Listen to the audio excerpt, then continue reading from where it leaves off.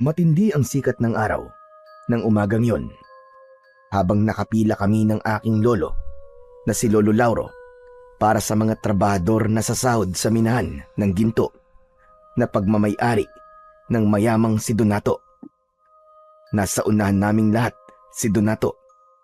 Nakaupo siya habang may lamesa sa kanyang harapan.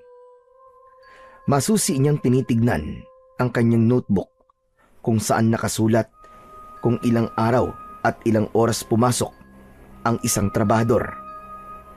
Ang trabaho namin ni Lolo Lauro sa minahan ay kami ang naghatid ng ginto sa mga taong bumibili ng ginto kay Donato sa iba't ibang baryo. Nakangiti akong tumingin kay Lolo Lauro at hinawakan ko siya sa braso. Lolo, hindi po ba malaki po ang sasahurin natin ngayon? Tama ka, Eugene. Hindi tayo lumiban kahit isang araw sa loob ng isang buwan. Pasensya ka na nga pala kung kailangan natin magtrabaho ng walang pahinga. Dahil kailangan na nating matubos sa bangko yung pagkakasanla ng lupa natin. Pero huwag kang mag-alala kasi malapit na tayo matapos sa pagbabayad doon. Sana nga po matapos na po tayo sa pagbabayad sa bangko para makabalik na po ako sa pag-aaral. Kaunting tiis na lamang, apo, at makakapag-aral ka na ulit. Hindi ako papayag na hindi ka makakapagtapos kahit high school man lang. Ayokong habang buhay ka nagtatrabaho rito sa minahan. Pero Lolo, mabibili na po ba natin yung nakita kong laruan truck sa bayan? Yung sinabi ko po sa inyo na gusto ko? Aba, oo naman. Sa Biyernes ay magpupunta tayo sa bayan. Pagkatapos nating magbayad sa bangko, ay bibili na natin yung truck na laruan mo. Yay! Salamat po, Lolo. Talagang gusto ko po mabili yung truck-truckan na yun eh. Hindi nawala ang ngiti sa labi ko matapos sabihin ng lolo ko na bibili na namin yung laruan na matagal ko nang gustong-gusto. Ganyan talaga si Lolo Lauro. Kahit mahirap lang kami, ay humahanap pa rin siya ng paraan para maibigay ang mga gusto ko bilang isang batang musmos. Pero hindi ko naman siya pinipilit kapag hindi niya talaga kaya. Naiintindihan ko kasi ang buhay na meron kami. Bago ang luho ko, kagaya ng mga laruan, ay inuuna muna namin ang mga talagang kailangan namin, lalong-lalo na ang pagkain. Nang kami na ang nasa harapan, ay sandali kaming tinignan ni Donato. Tinignan niya ang kanyang notebook at humithit siya sa tabako niya. Aba! Totoo ba ito? Wala pala kayong absent na maglolo, ha? Yan! Ganyan ang gusto ko. Magsipag kayo sa pagtatrabaho sa akin. Kung kinakailangan na huwag kayo magpapahinga, ay gawin nyo! Kailangan kasi namin magsipag nitong si Eugene, Donato. Dapat ay matapos na namin ngayong taon ang pagbabayad sa bangko sa lupa naming nakasanla upang hindi yun mahila. Bakit kasi hindi ka dalag umutang ulit sa akin eh? Gaya ng ginawa mo nung nagkasakit ang asawa mo, hindi ba? Saka na lang siguro kapag nabayaran na namin yun sa bangko. Ikaw ang bahala. Ako naman nag-aalok lang ng tulong. Oh, eto sahod yung dalawa. Kinuha ni Lolo Lauro ang puting sobre na inabot ni Donato. Inilabas ni Lolo ang perang nasa loob ng sobre at binilang niya yon. Napansin ko ang pagbakas ng pagkabahala sa muka ni Lolo. Teka, sandali lang, Donato. Bakit kulang itong sahod namin ng apo ko? Anong kulang ang sinasabi mo? Bilangin mo kasi ulit at baka nagkamali ka lang. Ang tanda-tanda mo na hindi ka pa yata marunong magbilang ng tama. Sigurado ako, Donato, kulang ito. Halos kalahati ng dapat ay sahod namin ang kulang. Ah, yun ba? Binawas ko na kasi yung konting kulang mo sa idutang mo sa akin dati. Para naman makabawas ka ng utang. Ayaw mo ba nun? Ginawan pa kita ng pabor. Pero kinausap na kita noong nakaraang linggo. At sinabi ko sa'yo na baka pwedeng wag mo munang ibawas sa sahod namin yung pambayad ko sa utang ko sa iyo. Ang sabi ko ay tatapusin muna namin ang pagbabayad ko sa bangko. Hindi ba't pumayag ka naman? Oo nga, pumayag ako. Pero hindi ba pwedeng magbago ang isip ko? Kailangan mo nang makabayad sa utang mo sa akin, Lauro. Lumalaki na rin ang tubo nun, ba? Baka pag tumagal, hindi nyo na mabayaran yun at mabaon pa kayo sa utang.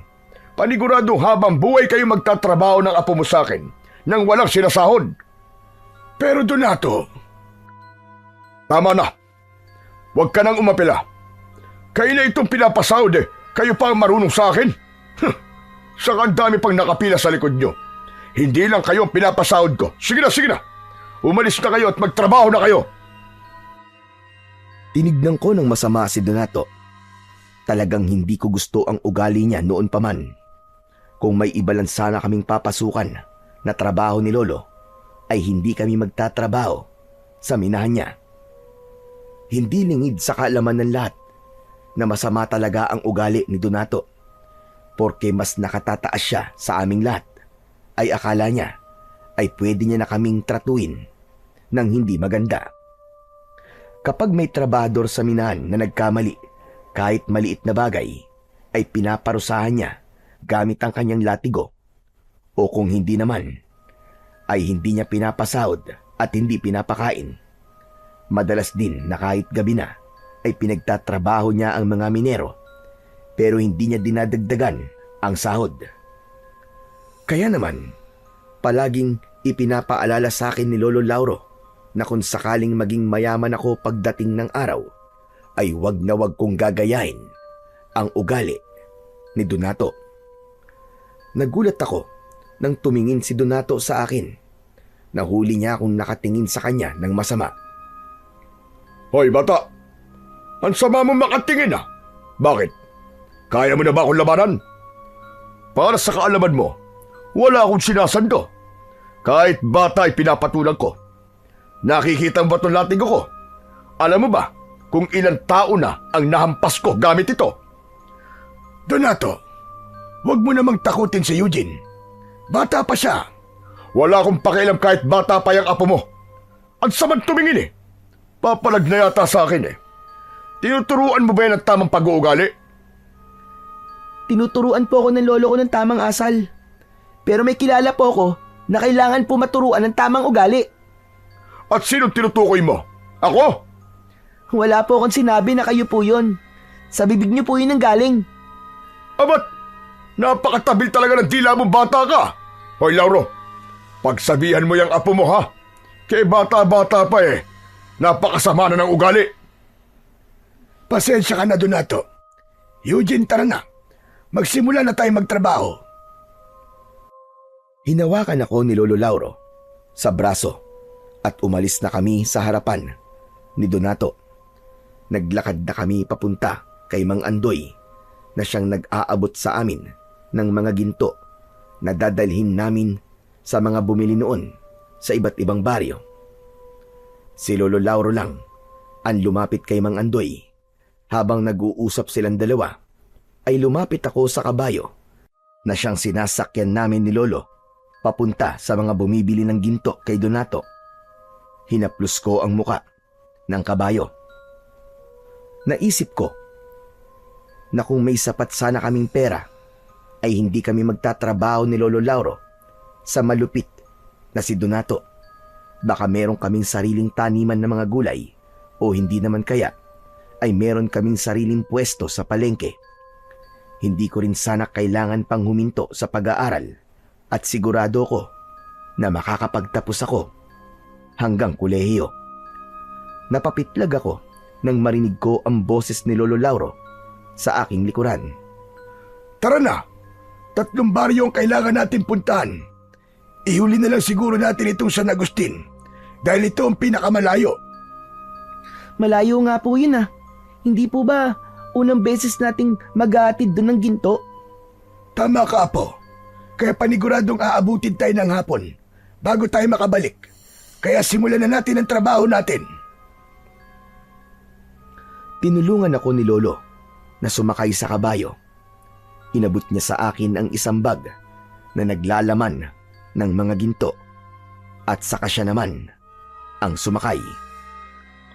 Habang naglalakbay kami sa unang baryo na pupuntahan namin, ay hindi ko napigilan ang magtanong kay Lolo. Lo, hanggang kailan po ba tayo magtatrabaho kay Mang Donato? Natatakot po kasi ako na baka isang araw, tayo naman po ang saktan niya kapag nagkamali tayo. Hindi po ba ganun po ang ginagawa niya sa mga minerong nagkakamali?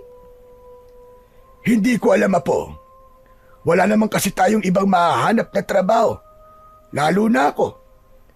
Hindi ako nakapagtapos kahit high school man lang. Nang matuto na akong magbasa, magsulat at magbilang, pinagtrabaho na kagad ako ng nanay ko. Basta gawin na lang natin ang maayos ang trabaho natin at sigurado ko na hindi naman tayo sasaktan ni Donato. Pero ganun po ba talaga, Lo, kapag mayaman? May karapatan na po kagad manakit ng ibang tao? Hindi, Apo. Walang kinalaman ng estado ng buhay ng isang tao sa kung paano niya dapat tratuin ng mga nakapaligid sa kanya. Sadyang ganun na kasi ang ugali ni Donato. Pero kahit paano, ay nauunawaan ko siya. Alam mo kasi, bata pa lang yan si Donato, ay nagtatrabaho na siya. Marami siyang pinasok na mabibigat na trabaho at karamihan sa mga trabahong yon ay nagkaroon siya ng hindi magandang karanasan. Gaya po ng ano, Lo? Yung nagtatrabaho siya, kahit ang sahod niya ay pagkain lang. Minsan nakikita ko rin siyang sinasaktan ng amo niya sa junk shop kung saan siya nagtrabaho nung binatilyo pa siya. Tapos ginagawa siyang laruan ng ibang trabador sa palengke. Kaya yung mga naranasan niyang hindi magaganda ay ginagawa niya sa mga taong nagtatrabaho sa kanya ngayon. Kumbaga yun ang paraan niya ng paghihiganti sa hindi magagandang naranasan niya nung mahirap pa siya. Pero Lo, yung mga trabahador po sa minero, hindi naman po sila nanakit kay Mang Donato, di ba? Bakit po silang ginagantian niya? Hindi ko rin alam, Apo. Pero ito ang tandaan mo. Hindi dahilan na inapi ka noon, kaya mang-aapi ka rin ngayon. Dapat nga ay maging maganda ang pagtrato mo sa kapwa mo kapag nakaranas ka ng mga naranasan ni Donato. Dahil alam mo ang pakiramdam ng tinatapak-tapakan. Kaya sana ay magising na si Donato na mali ang kanyang ginagawa. Nang mga panahong yon, may awa akong naramdaman para kay Donato matapos kong marinig ang kwento ng aking Lolo Lauro. Hindi ko kasi akalain na pinahirapan pala ng sobra si Donato noong kabataan niya. Pero tama naman si Lolo. Dapat ay hindi ginagawa ni Donato sa mga minero ang naranasan niya noon. Malinaw kasi na sa mga mas nakakababa sa kanya niya, ibinubuntun ang galit niya sa mga taong nagpahirap sa kanya dati. Mabilis naming napuntahan ni Lolo Lauro ang unang 2 baryo dahil malapit lang ang mga yon. Naibigay din namin sa mga taong pagdadalhan namin ng ginto ang mga binili nilang ginto. Sandali lang kaming nagpahinga upang kainin ang baon naming pagkain dahil nakaramdam na kami ng gutom. Pagkatapos kumain ay nagsimula na kaming maglakbay papunta ng San Agustin. Tirik na tirik ang araw ng tanghaling yon. Kaya naman masakit yun sa balat. Pero tiniis namin yon ni Lolo dahil kailangang matapos namin ang aming paghatid ng ginto. Hapon na nang narating namin ang San Agustin. Kapansin-pansin ang katahimikan sa baryong yon. Kakaunti lamang ang mga taong nasa labas at pinagtitinginan nila kami dahil siguro sa bagong muka kami sa baryong yon. Nagtanong-tanong si Lolo Lauro sa mga tao roon kung saan nakatira si Ramona at madali namang naituro sa amin ang bahay ng pagdadalhan namin ng ginto. Huminto ang kabayong sinasakyan namin sa isang bahay na gawa sa kahoy at ang bubong ay pawid. Naunang bumaba si Lolo. Sa kanya ako tinulungang makababa. Lumapit kami sa gate na gawa sa kawayan. Tao po! Tao po! May tao ba riyan? Bumukas ang pinto ng bahay. Lumabas ang isang matandang babae na may maaliwalas na muka. Maayos na nakapusod ang buhok niya sa likod. Lumapit ang matandang babae sa amin. Abay, sino kayo? Anong kailangan nyo? Dito ba nakatira si Ramona? Dito kasi kami itinuro ng mga tao. Ako si Ramona. Anong kailangan nyo sa akin? Kami ang tagatid ng ginto mula sa minahan ni Donato. Dala na namin ang mga gintong binili niyo sa kanya. Ako nga pala si Lauro. At ito naman ang apo kong si Eugene. Eto na pala yung mga gintong binili niyo. Inabot ni Lolo Lauro kay Aling Ramona ang isang maliit na sisidlan na gawa sa makapal na uri ng tela. Agad namang tinanggap yun ni Aling Ramona. Binuksan niya ang sisidlan at napangiti siya nang makita ang mga ginto sa loob. Nako, maraming salamat. Pakisabi kay Donato, maraming salamat. Nagbayad na pala ako kay Donato at buo ko nang nabayaran ng mga gintong ito. Oo, nasabi na yan sa amin ni Andoy. Maraming salamat din. O siya, sige.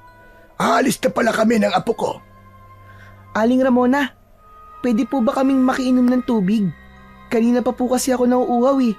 Ang layo po kasi nitong baryo nyo, kaya naubos na po ang baon namin tubig. Abay, sige, walang problema. Sumunod kayo sa akin sa loob. Nako, nakakahiya ka talaga, bata ka. Kahit kailan ka talaga. Ayos lang yan. Mabuti nga at nagsasabi siya. Isa pa, tubig lang naman ang hinihingi niya. Inaya ulit kami ni Aling Ramona na pumasok sa bahay niya. Sumunod kami ni Lolo sa kanya. Pagpasok namin sa bahay ay nakita ko na maaliwalas ang loob nun. Simple ang pagkakaayos ng mga gamit at halatang masinop ang taong nakatira doon. Tinawag kami ni Aling Ramona sa kusina at itinuro niya sa amin ang water jug. Binigyan niya kami ng isang baso at nauna kong uminom. Matapos uminom ni Lolo ay kinausap ko ulit si Aling Ramona. Aling Ramona, pwede po bang lagyan nyo na rin po ang baonan namin ng tubig? Para naman po may maiinom kami habang pabalik po kami sa minahan. Walang problema, sige lang. Kumuha ka lang dyan ng tubig hanggat gusto mo. Habang nilalagyan ko ng tubig ang plastik na bote, ay narinig ko ang pag-uusap ni na Lolo Lauro at Aling Ramona. Pasensya na sa tanong ko. Pero ano palang ginagawa mo sa mga ginto, Ramona? Napansin ko kasi na sa lahat ng hinatiran namin ng ginto ay ikaw ang pinakamaraming binili. Yan ang negosyo ko. Bumibili ako ng ginto sa minahan, tapos ay ipinagbibili ko rin sa mga gumagawa ng alahas. Nilalagyan ko ng konting tubo para meron naman akong kinikita kahit paano. Magandang negosyo nga yan, lalo na't mabilis tumaas ang presyo ng ginto. Taga rito ka ba talaga sa San Agustin? Hindi, Lauro. Sa ibang lugar talaga ako'y pinanganak. 5 taon pa lang ako dito sa San Agustin. At nagustuhan ko na rito, kaya dito ko na piniling manirahan. Ang pamilya mo pala, nasaan? Patay na lahat ng kapatid ko. Hindi naman ako nagkaroon ng asawa, kaya wala akong mga anak. Sa madaling salita, ay mag-isa lang ako sa buhay. Hindi ba malungkot kapag mag-isa? Sayang naman ang negosyo mo kung walang magmamana ng mga pinaghihirapan mo ngayon. Nako, sanay na akong mag-isa.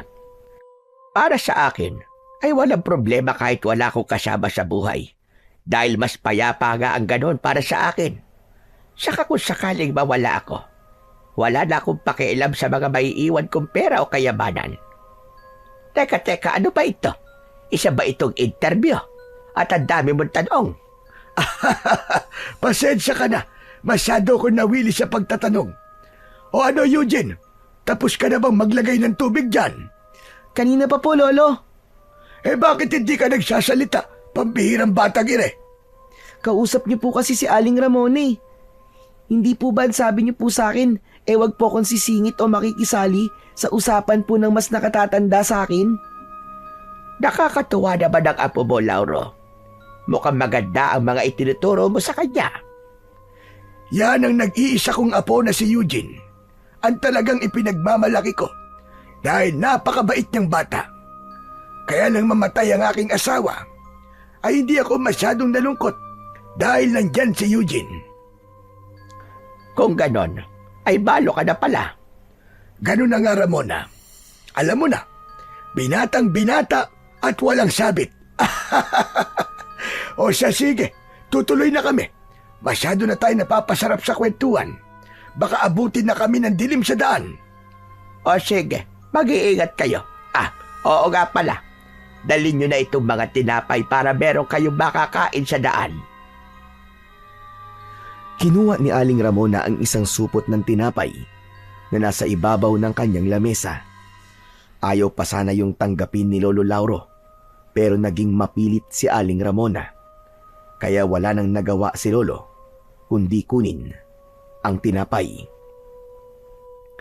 Matapos naming magpasalamat kay Aling Ramona, ay umalis na kami ni Lolo. Sumakay na kami sa kabayo at nagsimula na kaming maglakbay pabalik sa minahan para mag-report kay Donato. Salamat naman at tapos na ang trabaho natin ngayong araw. Makakapagpahinga na rin tayo. O ano, Eugene? May gusto ka bang ulam? Parang gusto ko po ng tortang sardinas, Lolo. Aba, tortang sardinas lang talaga. Ayaw mo ba ng adobong manok? Wag na po muna. Ang mahal po ng manok ngayon eh. Hindi po ba magbabayad pa po tayo sa bangko? Aba, oo nga pala. Nako, pasensya ka na pala kung hindi mo na natin mabibili yung laro ang gusto mo. Ayos lang po yun. Unahin na po muna natin yung mga importanteng bagay. Pero Lo, ang bait po ni Aling Ramona, no? Sa dami na po nang natira natin ng ginto, siya lang po ang nagbigay sa atin ng tinapay. Tama ka dyan, Iyo. Mabait nga siyang talaga. Saka parang may gusto po kayo sa kanya, Lo. Ang dami niyo po kasing tanong sa kanya eh. Halatang interesado po kayo sa kanya. Saka iba po yung ngiti niyo kanina nang nalaman niyo pong wala po siyang asawa. Hoy, ano ka bang bata ka, magtigil ka nga. Masyado kang malisyoso. Siyempre, paniguradong hindi yun ang huling beses na artira natin siya ng ginto. Kaya dapat ay maging maganda ang pakikitungo natin sa kanya. Saka, bakit alam mo ng mga ganyang bagay ha? 11 anyos ka pa lang, baka nakakalimutan mo. Lolo naman, syempre alam ko na po yun. May crush na nga po ako eh. Crush ka dyan. Pero wala namang problemang magka-crush. Basta hanggang crush lang muna. Huwag ka muna mag-aasawa. Wag po kayong mag-alala, Lo, kasi hindi pa po ako mag-aasawa. Pero mukhang kayo po ang mag-aasawa ulit kasi nakilala niyo po si Aling Ramona. Malakas na natawa si Lolo Lauro sa mga sinabi ko. Nagpatuloy ang aming masayang kwentuhan hanggang sa makarating na kami sa minahan. Nang nakabalik na kami sa minahan, ay nag-report na kami kay Donato at nang masiguro niya na naibigay namin sa mga bumili ng ginto ang mga ginto, ay umuwi na kami ni Lolo sa bahay. Nakatira kami ni Lolo Lauro sa isang maliit na kubo. Maliit lang din ang lupang kinatatayuan nun.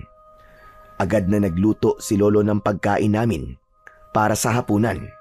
At pagkatapos naming kumain, ay ako naman ang naghugas ng aming pinagkainan.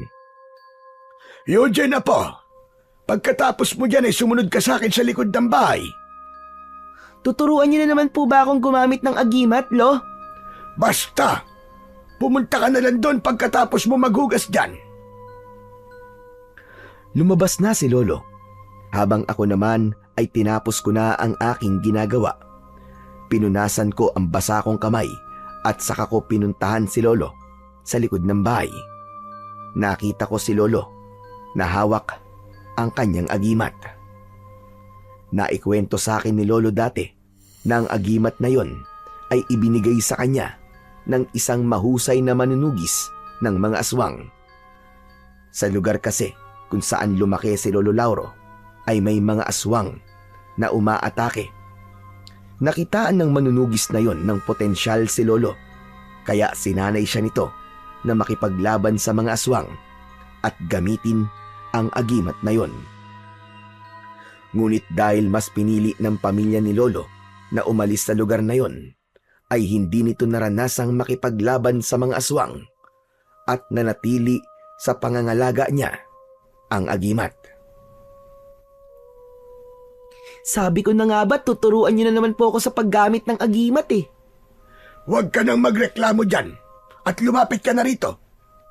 Hindi mo ba nakikitang bilog na bilog ang buwan ngayong gabi? Ngayon mo dapat mas pag-aralan ang paggamit ng aking agimat dahil kapag bilog ang buwan ay mas malakas ang kapangyarihan nito. Napipilitan akong lumapit kay Lolo Lauro. Napakamot ako sa likod ng aking ulo. Kinuha niya ang isa kong kamay at ipinatong niya roon ang agimat. Ang agimat na nasa kamay mo ngayon, Apo, ay mabisang panlaban sa mga aswang. Bibigyan ka nito ng kakaibang husay at lakas sa pakikipaglaban sa mga kampon ng kadiliman, lalong-lalo na sa mga aswang. Pero Lolo Lauro, kailangan ko po ba talagang matutunan ng paggamit niyan? Hindi ko naman po yan kailangan eh kasi wala naman pong aswang dito sa baryo natin eh. Hindi porke walang aswang ngayon dito, ay wala nang darating na aswang sa hinaharap. Kailangan mong paghandaan ang araw na yon. Mas maganda na ngayon pa lang, ay handang-handa ka na.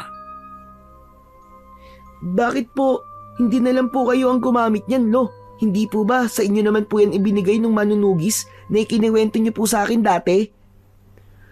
Masyado na ako matanda para gamitin ko pa ito, Apo. Kaya naman naisip ko na ipamana ito sa'yo kapag alam mo na itong gamitin. Mas mapapakinabangan mo ito kaysa sa akin. Ngayon, ituturo ko sa iyo ang dasal na kailangan mong dasalin upang hindi mawala ang kapangyarihan ng agimat na ito. Tandaan mo, Apo, tuwing bilog lang ang buwan mo ito gagawin. Matapos yon, ay itinuro na sa akin ni Lolo Lauro ang dasal na sinasabi niya. Nahirapan ako dahil nasa wikang Latin ang dasal. Palagi akong nabubulol at namamali sa pagbigkas ng bawat salita. Pero naging matyaga si Lolo sa pagtuturo sa akin. Sinabi rin niya ang ibig sabihin ng dasal na yon upang mas maunawaan ko ang aking mga sinasabi. Kahit papano ay nasa ulo ko naman ang dasal matapos ang halos 1 oras na pagtuturo sa akin ni Lolo Lauro. Tinapos na niya ang pagtuturo at bumalik na kami sa loob ng aming kubo. Inayos na ni Lolo ang aming tutulugan habang pinanonood ko siya. Lolo, hindi po ba talaga kayo nakipaglaban sa mga aswang dati? Kahit isang beses? Hindi, Apo. Bago kasi ako sumabak sa pakikipaglaban noon, ay umalis na kami ng pamilya ko sa baryo namin dahil natatakot na sila sa hindi magagandang nangyayari roon. Ayoko nga sanang umalis dahil ang gusto ko ay tulungan ng manunugis na nagsanay sa akin sa pakikipaglaban sa mga aswang. Pero naisip ko na mas piliin ang desisyon ng aking pamilya. Kaya niyo po ba ako sinasanay? Para ako po ang gumawa ng hindi niyo po nagawa noon?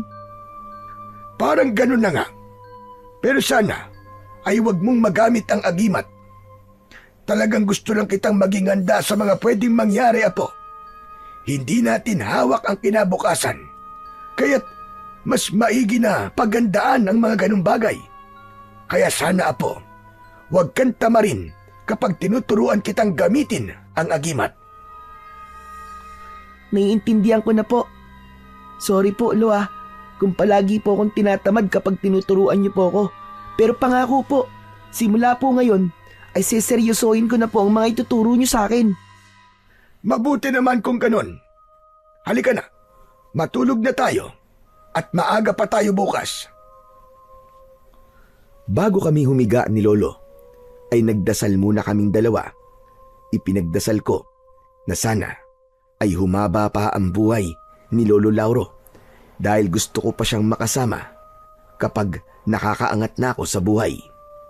Gusto kong bumawi sa lahat ng sakripisyo niya at pagmamahal niya para sa akin. Hindi ko rin kinalimutang ipagdasal ang kaluluwa ng aking nanay at tatay na matagal nang pumanaw. Kinabukasan, pagkagising namin ay sabay kaming nag-almusal ni Lolo Lauro. Naligo kami ng mabilis at naglakad na kami papunta sa minahan. Pagdating namin doon ay nagtaka kami dahil nagkakagulo ang mga minero. Lumapit kami sa kanila at nagimbal kami ni Lolo nang malaman namin na ang pinagkakaguluhan ay ang 2 bangkay ng minero. Kalunos-lunos ang itsura nila dahil halos maligo na sila sa sarili nilang dugo. Parehas silang may kagat sa leeg at wakwak ang dibdib. Mabilis na tinakpan ni Lolo Lauro ang mga mata ko gamit ang kanyang kamay. Pero huli na dahil nakita ko na ang mga bangkay. Hanggang sa dumating na si Donato, pinatabi niya ang mga minero upang makita niya ang 2 bangkay. Sino ang pumatay sa mga trabahador ko? Boss, hindi po namin alam eh. Nakita lang po namin ang katawan nila pagdating namin dito. Pero tumawag na po kami ng mga pulis, boss. Maaabala ang negosyo ko sa mga pulis na yan. Paniguradong pahihintuin nila ang ating operasyon ng ilang araw dahil mag-iimbestiga sila rito. Bakit kasi dito pa pinatay ang 2 yan? Wisit talaga! Bakit po parang mas iniisip niyo pa po ang minahan, Mang Donato? Hindi po ba dapat lang po na magkaroon po ng investigasyon para malaman po at mapanagot kung sino pong pumatay sa mga minero? Eugene, tumahimik ka po. Talagang hinuhuli mo ang pika kong bata ka. Hinihingi ko ba ang opinyon mo? Ano naman kung iniisip ko ang aking minahan kaysa sa kung anong bagay? Tagdal mo, kung wala ang minahan na ito, magugutom kayo ng lolo mo. Apo, huwag ka na sumagot. Donato, pagpasensyahan mo na si Eugene. Hindi niya alam ang kanya sinasabi. Bata pa kasi siya. Bata. May bata bang kanya sumagot? Sinasayang niyo ang oras ko. Bumalik na kayo sa pagtatrabaho bago dumating ang mga pulis. Bilisan niyo! Hindi ako makapaniwala na nagawa pang pagtrabahuin ni Donato ang mga minero kahit may mga pinatay na sa minahan. Pero dahil mga trabador lang kami, ay wala na kaming nagawa kundi sundin si Donato. Kinuha na lang ni Lolo ang mga gintong ihahatid namin sa iba't ibang baryo at maya-maya ay umalis na kami sakay ng kabayo. Habang naglalakbay ay hindi maalis sa utak ko ang itsura ng 2 bangkay na natagpuan sa loob ng minahan. Hindi ko akalain na may taong kayang gumawa ng ganong karumal-dumal na pagpatay. Eugene na po, ayoko nang uulitin mo yung ginawa mo kanina ha. Hindi mo dapat sinasagot ng pabalang si Donato, lalo na't mas matanda siya sa iyo. Sorry po, Lolo. Alam ko pong mali po ang ginawa ko pero hindi ko po kasi nagustuhan yung sinabi ni Mang Donato eh. Halata po kasi na mas iniisip pa niyang negosyo niya kesa sa 2 patay na minero. Ganyan din naman ang nararamdaman ko sa sinabi ni Donato. Pero ipapaalala ko lang sa'yo na amo natin si Donato at tayo ay isa lamang sa mga tauhan niya. Siya ang nagpapasahod sa ating 2 apo. Hindi ka ba natatakot na baka mawalan tayo ng pagkakakitaan kapag napununat sa'yo si Donato dahil sa pagsagot-sagot mo sa kanya? Tandaan mo na wala na tayong maahanap na ibang trabaho kapag naalis tayo sa minahan. Sorry po talaga, Lolo. Hayaan niyo na po sa susunod, ititikom ko na po talaga ang bibig ko. Kahit may sabihin pa po si Mang Donato na hindi maganda. Lumipas ang ilang araw at palagi kong nakikita sa minahan ang mga pulis na nag-iimbestiga. Sobra akong na-curious kung sino ang salarin sa patayang nangyari sa minahan. At sa kabila ng pangyayaring yon, ay hindi ko nakitaan si Donato na gusto niyang marisolba ang kasong yon. Narinig ko na lang na binayaran ni Donato ang mga pulis upang tumigil na ang mga yon sa pag-iimbestiga. Alam ko na ginawa ni Donato upang bumalik na ang minahan sa normal nitong operasyon. Isang gabi, habang kumakain kami ng hapunan, ay nagtanong ako kay Lolo Lauro. Lolo, hindi po ba tapos na po yung investigasyon sa 2 pinatay sa minahan? Ano po palang resulta ng pag-iimbestiga po ng mga pulis doon? Narinig ko sa mga minero na base sa mga ebidensya ay inatake ng mababangis na hayop ang 2 minero. Kaya po bang gawin ng mabangis na hayop ang ganung pagpatay, Lo? Hindi ko rin alam, Apo.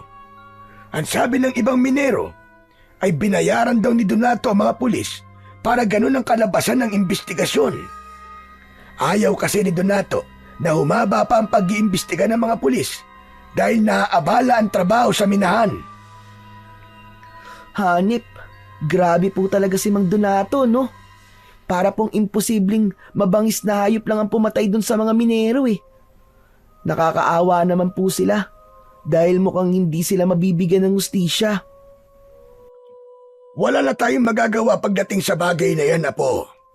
Pinagalaw na ni Donato ang pera niya, kaya paniguradong hanggang doon na lamang ang mangyayaring investigasyon. Nalungkot ako sa mga nalaman ko. Doon ko napatunayan na iba talaga kapag maraming pera ang isang tao. Nagagawa nito ang kahit na ano, kahit pa ang pinaka-imposibleng bagay. Inakala naming lahat na yun na ang una't huling beses na may papatayin sa minahan. Pero makalipas ang ilang araw, ay isang minero na naman ang natagpo ang walang buhay. Ang masaklap pa nun ay nawala ang mga gintong nakatago sa minahan. Nang dahil sa pangyayaring yon, ay naggalit talaga ng gusto si Donato. Kaya agad siyang nagpatawag ng pagpupulong sa lahat ng nagtatrabaho sa minahan. Hindi ko na gusto ang nangyayari ngayon dito. Malinaw na hindi lang pagpatay ang pakay ng kung sinong hayop na yon, kundi pagnanakaw din. Ibig po bang sabihin ay mga mababangis na hayop po nagnakaw sa mga ginto? Kasi hindi po ba ang lumabas po sa investigasyon ay mababangis na hayop po ang pumatay dun sa unang minero? Manahimik ka, Eugene. Huwag mo nang dagdagan ang init ng ulo ko. Eugene, Apo, ano ba sinabi ko sa'yo? Tama na yan. Napayuko ako at pinilit ko na wag nang magsalita. Nararamdaman ko na mauulit pa ang patayan at pagnanakaw na to. Kaya kailangan mahuli na kung sino man ang gumagawa nito sa akin. Napakalaking halaga ng ginto ang nawawala. Kaya simula mamayang gabi, ay dadagdagan ang mga magbabantay dito sa minahan. Kung dati ay 2 o 1 lang ang nagbabantay, ngayon, gagawin ko ng 5. At kung sino man ang makakahuli sa mamamatay tao na yon at magnanakaw na yon, ay magkakaroon ng gantimpala sa akin. Umugong ang bulungan ng mga minero. Marami ang natuwa dahil sa gantimpalang sinabi ni Donato, kahit wala pang nakakaalam kung anong klaseng gantimpala yon. Ano namang gantimpala ang makukuha ng makakahuli sa kriminal, Donato? 50,000 piso. Agad kong ibibigay yon sa makakahuli sa magnanakaw ng mga ginto ko. Kaya kung ako sa inyo, ayusin ninyo ang inyong pagbabantay para kayo ang makakuha ng gantimpala. At siguraduhin nyo na hindi na ulit ako mananakawan. Mamaya, bago kayo umuwi, ay sasabihin ko kung sino ang 5 magbabantay dito mamayang gabi. Sige na, bumalik na kayo sa inyong trabaho. Nagsimula na kami maglakad ni Lolo Lauro para kunin ang mga gintong ihahatid namin sa iba't ibang baryo. Ngunit bago yun, ay nagtanong ako sa aking Lolo Lauro. Lolo, malaki na po ba ang 50,000 piso? Para sa mga kagaya nating mahihirap, ay malaking halaga na ang perang yon. Kung may ganun tayong pera, ay mababayaran na natin ang utang natin sa bangko at meron pang sosobra. Wow, kung ganun, tayo po pala ang dapat na makahuli ron sa nagnakaw ng ginto ni Mang Donato. Anong tayo? Ako lang. Sa tingin mo ba ay papayagan kitang magbantay dito sa minahan para manghuli ng kriminal? Masyadong delikado dahil bata ka pa. Eh kayo nga po, Lo, sobrang tanda na eh. Hindi po ba delikado rin yun sa inyo? Kasi mahina na po kayo? Tumahimik ka nga. Napakarami mo talagang alam, bata ka. Kaya palaging naiinis sa si Donato eh. Ang mabuti pa ay saka na natin yan isipin. Magtrabaho na muna tayo para madali tayo matapos. Patuloy kong inisip ang perang gantimpala na makukuha ng makakahuli sa kriminal. Naisip ko na kung isa sa amin ni Lolo ang makakakuha ng perang yon, ay napakalaki ng magiging pagbabago sa aming buhay. Nang araw na yon ay isa si Aling Ramona sa mga pinagdalhan namin ng ginto. Napansin ko ang pagniningning ng mga mata ni Lolo Lauro nang makita nito ang matandang babae na si Aling Ramona. Pinigilan ko ang sarili ko na tuksuin siya dahil alam ko na mapapahiya siya dahil nasa harapan namin si Aling Ramona. Aba, Ramona, mukhang mas marami ang gintong binili mo ngayon ah. Kailangan kasi na mas maraming ginto na mga bumibili sa akin. Isa pa, ilang araw din akong hindi nakabili kay Donato. Kaya sinadya ko damihan ngayon. Ah, oo nga pala. Nagluto ako ng maruya. Baka gusto niyo magmerienda muna. Aba, hindi ko tatanggihan yan kasi nagugutom na kami ng apo ko. Maraming salamat sa iyo, Ramona. Sus, hindi po ba kumain na po tayo ng banana Q kanina lang? Nagmerienda na ba kayo? Ay, oo, pero gutom pa rin kami. Kung gano'n ay sumunod na kayo sa akin sa loob. Matamis na ngumiti sa amin si Aling Ramona. Pagpasok namin sa bahay niya, ay dumiretso kami sa kusina. Inihain niya ang mga maruya at maya-maya pa ay nagsimula na kaming kumain. Oo nga pala. Hindi ka ba naiinip dito? Lalo na't mag-isa ka lang. Hindi naman. Gaya na sinabi ko sa inyo noon, ay sanay na akong mag-isa. Saka may pinaglilibangan ako. Nag-aalaga ako ng iba't ibang halaman na namumulaklak. Talaga? Pwede ko bang makita ang bulaklak mo, ang mga bulaklak? Oo naman. Alam mo, ngayon lang may nagka-interes na makita ang mga tanim kong bulaklak. Halika, samahan mo ako sa likod. Doon nakatanim ang aking mga bulaklak. Ikaw ba, Eugene? Gusto mo ba sumapa? Hindi na po. Dito na lang po ako at kakain pa po ako eh. Ang sarap po kasi ng maruya nyo eh. Huwag kang malikot dito ha. Saka, huwag kang makikialam ng gamit dito. Opo, Lolo. Matapos yun, ay magkasama ng lumabas sina Lolo Lauro at Aling Ramona. Napailing ako habang nakangiti. Si Lolo talaga, oo. Pumapag-ibig. Ipinagpatuloy ko ang pagkain ng maruya. Ang totoo ay kulang sa akin ng banana Q na kinain namin ni Lolo kanina, kaya medyo gutom pa rin ako. Iginala ko ang mata ko sa kabuuan ng bahay ni Aling Ramona. Para sa isang tao ay masyado yung malaki. Hanggang sa nakita ko ang isang pinto na nakaawang. Tumitig ako roon ng matagal at hindi ko alam kung bakit parang may kung anong enerhiya ang humihila sa akin papunta roon. Hindi ako pwedeng makialam ng mga gamit dito. Mapapagalitan ako ni Lolo kapag nahuli niya ako. Pero Ano kayang meron sa kwartong yun? Bahala na nga, bibilisan ko na lang. Inubos ko muna ang maruyang hawak ko at saka ako tumayo. Lumapit ako sa nakaawang na pinto at dahan-dahan ko yung binuksan.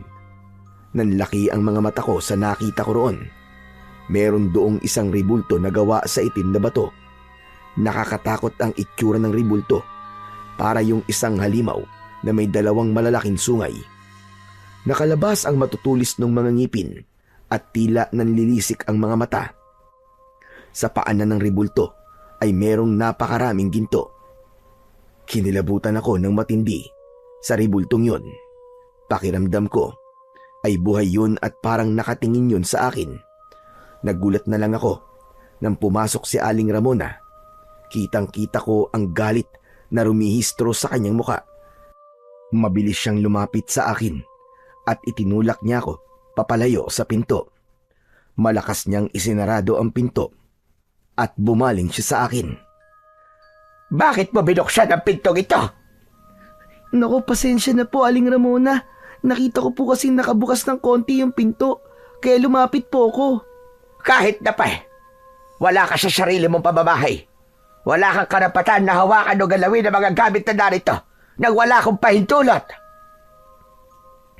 Teka, ano bang nangyayari rito? Lumapit sa amin si Lolo Lauro. Nakakunot ang kanyang noo at halatang naguguluhan. Eto nga pa mo, talaga bang tinuturuan mo yan ang tamang asal? Bakit? Ano ba nangyari? Nahuli ko siya. Napapasok sana sa kwarto ko. Ano ka mo? Totoo ba yun, Eugene? Wala naman po akong masamang gagawin eh. Nakita ko lang po na nakabukas po yung pinto, kaya naisipan ko pong sumilip. Gusto ko lang pong makita ang loob ng kwartong yan. Maniwala po kayo. Wala po akong hinawakan na kahit na anong gamit. Kahit na ano pang dahilan mo, ay mali pa rin ang ginawa mo. Humingi ka ng tawad kay Ramona. Nakakahiya ka. Sorry po, Aling Ramona. Patawarin niyo na po ako. Pangako, hindi ko na po uulitin. Umalis na lang muna kayo. Nasira na ang araw ko dahil sa iyo, Eugene. Pasensya ka na talaga, Ramona. Hayaan mo at pagsasabihan ko ang apo ko. Tara na, Eugene. Umalis na tayo. Labis ang hiyang naramdaman ko ng mga sandaling yon, lalong-lalo na kay Aling Ramona. Naintindihan ko kung bakit niya ako sinigawan dahil may nagawa akong mali sa loob ng bahay niya. Pagkasakay namin ni Lolo sa kabayo ay nagsimula na kaming maglakbay pabalik sa minahan. Pinagsabihan na kita. Ang sabi ko, huwag kang makikialam. Tignan mo nangyari ngayon. Nagalit patuloy si Ramona sa atin. Sigurado ako na magbabago na ang tingin niya sa atin. Baka isipin pa niya na tinuturuan kita sa ganung bagay. Sorry po talaga, Lolo Lauro. Gusto ko lang po kasi na makita yung loob ng kwarto eh. Wala naman po akong balak na makialam sa mga gamit ni Aling Ramona. Kahit na anong paliwanag mo, ay maling-mali pa rin ang ginawa mo. Hayaan niyo po at sa susunod, hindi ko na po yung gagawin. Mabuti sana kung meron pang susunod. Sigurado ako na dahil sa ginawa mo, ay hindi na tayo papapasukin ni Ramona sa bahay niya. Kung kailan naman nagiging malapit na kami sa isa't isa, ay saka kapag gumawa ng kabalbalan. Bakit po, Lolo? Liligawan niyo na po ba si Aling Ramona? Rumigil ka. Liligawan. Puro ka ganyan. Ang isipin mo ay ang ginawa mong kasalanan. Alam ko naman po yun, Louie. Pero Lolo, alam niyo po bang may nakita po akong kakaiba sa loob po ng kwarto ni Aling Ramona? At ano naman ang nakita mo roong pakila merong bata ka? Meron pong nakakatakot na ribulto, para pong demonyo yung itsura. Nakakatakot po talaga kasi para po siyang buhay eh. Tapos po sa paanan po ng ribulto na yun, napakarami pong mga ginto. At bakit naman magkakaroon ng ganung ribulto si Ramona sa bahay niya, aber? Aba, malay ko po. Ano po kaya kung itanong niyo po sa kanya? Eh di mas lalo yung nagalit sa atin kapag ginawa ko yung sinasabi mo.